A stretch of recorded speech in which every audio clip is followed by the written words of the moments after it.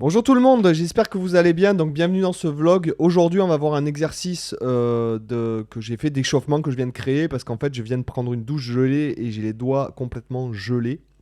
Voilà, donc je prends une douche froide, glacée depuis maintenant, depuis le début de l'année. Nous sommes le 6 mars à l'heure où je filme cette vidéo et je peux vous garantir que c'est quelque chose qui peut changer votre vie. Vous vous sentez 10 fois mieux, etc. Enfin bon bref, c'est pas une vidéo là-dessus.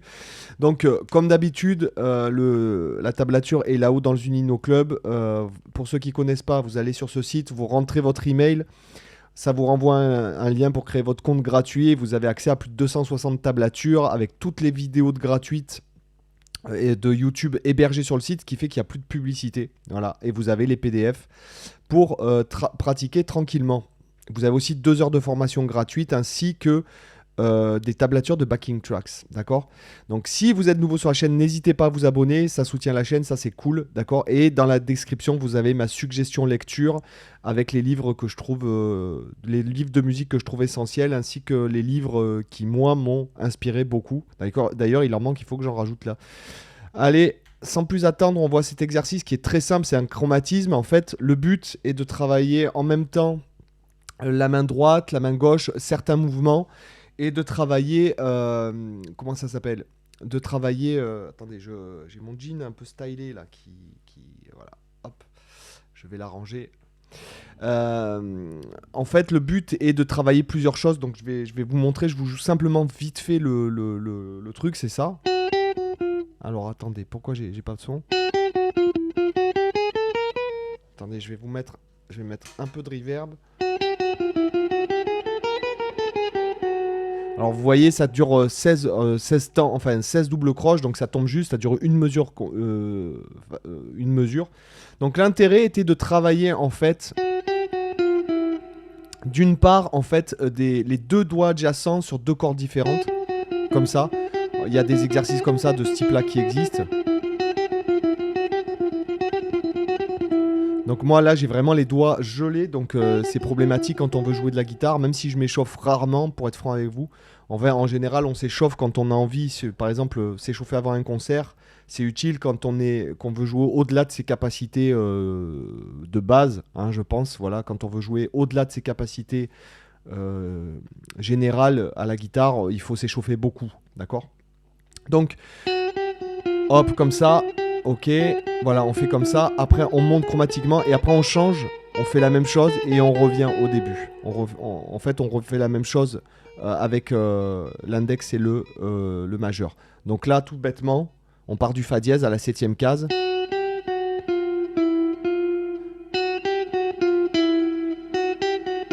Et vous voyez le mouvement au niveau de la main droite. Je m'en sers aussi pour travailler ma main droite, pour faire les plus petits mouvements possibles, pour éviter de faire... Non, c'est... On a tendance tous à faire des mouvements exagérés. Et moi, si vous voulez jouer plus fort, je vous conseille de juste serrer plus votre médiator. Alors là, j'exagère pour que vous voyez le mouvement, hein, d'accord. Mais en vérité, naturellement, quand on serre un peu plus le médiator comme ça, on a tendance à accentuer plus. Après, je monte chromatiquement les 4 doigts comme ceci et je les laisse coller. Et après, je vais chercher ici, en fait, mon La dièse. La dièse, si, la dièse, et je redescends. Et je reviens au début.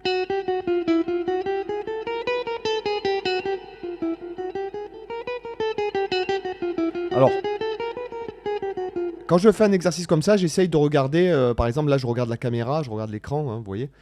Mais j'ai aussi un miroir juste ici, là, que vous voyez pas, en fait, pour toujours regarder mes mouvements. Pour que tout soit harmonieux d'un point de vue mouvement aussi, d'un point de vue physique. D'accord. Ça, je vous assure que quand vous voyez des mouvements harmonieux d'un point de vue physique, souvent, ça se traduit aussi sur le son. D'accord. Donc là, je fais comme ça. J'essaye de vraiment faire le plus petit mouvement et j'essaye de vraiment... Alors là, vous voyez pas trop, comme ça. J'essaye de vraiment faire en sorte que ma main droite, elle soit relâchée au maximum, quoi.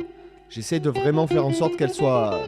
Alors c'est très difficile, mais j'essaye vraiment de faire en sorte qu'elle soit le plus relâchée possible. Et si jamais je mets le métronome, maintenant... et si... Alors là, il est un peu rapide. Alors, attendez, parce que... Je vais mettre à 70 parce que le but pour l'instant c'est pas d'aller vite quand on fait cet exercice là, le but c'est de vraiment quand on s'échauffe en fait, il faut pas aller vite parce que il faut garder les doigts en place pour être bien chaud.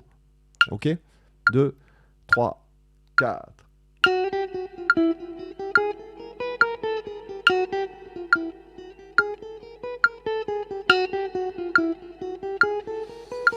On respire bien par le nez.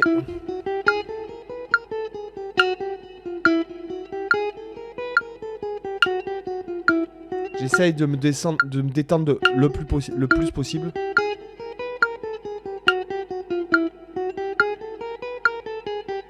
Je réduis les mouvements au maximum.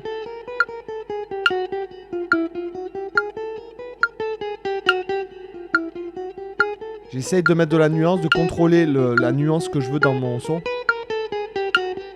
Sans me crisper pour autant. Et sans changer les mouvements. Vous voyez ce que je veux dire ?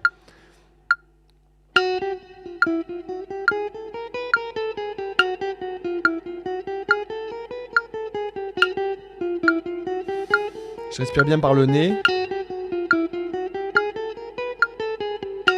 Ok. Maintenant, on peut faire ça aussi avec la technique dont je parle souvent, c'est le legato, c'est le hammer from nowhere. Et donc là, c'est très intéressant pour le hammer from nowhere.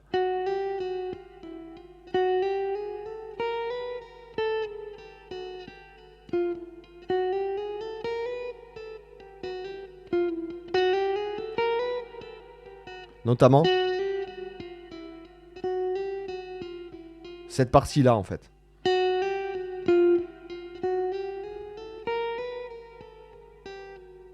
D'accord ? Encore ? Avec le métronome. Je le fais en croche au début.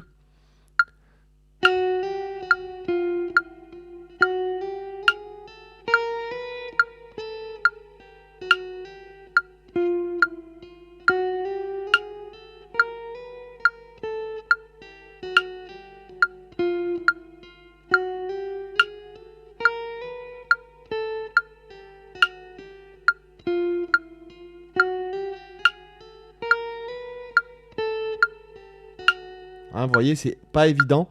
Et après, exactement le même exercice. Si vous voulez travailler, par exemple, je sais pas moi, un peu plus vous pouvez travailler ça sur les graves. Si vous partez du fa dièse, ça nous donnera ça. Vous voyez, là, il y aura plus d'extension. Vous voyez ?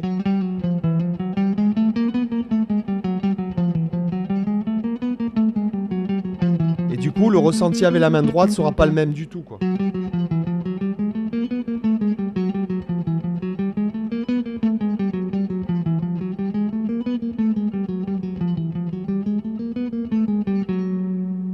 Ok ?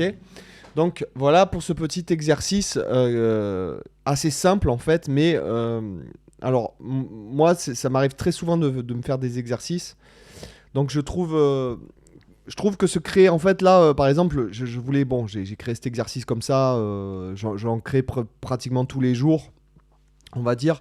Simplement ce qui est intéressant c'est de comprendre ce que l'exercice vous fait travailler en fait en réalité.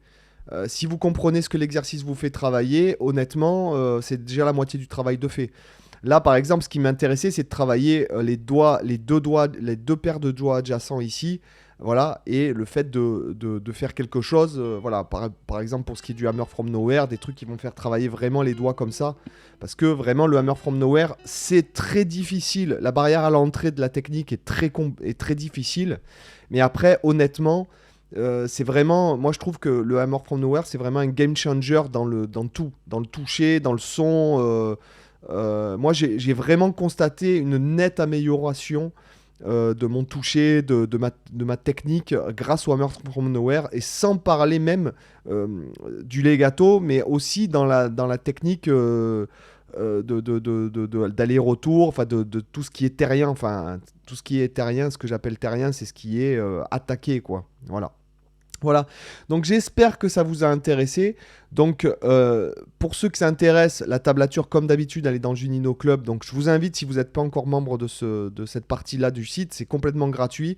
Et vous avez toutes les vidéos YouTube hébergées sans publicité.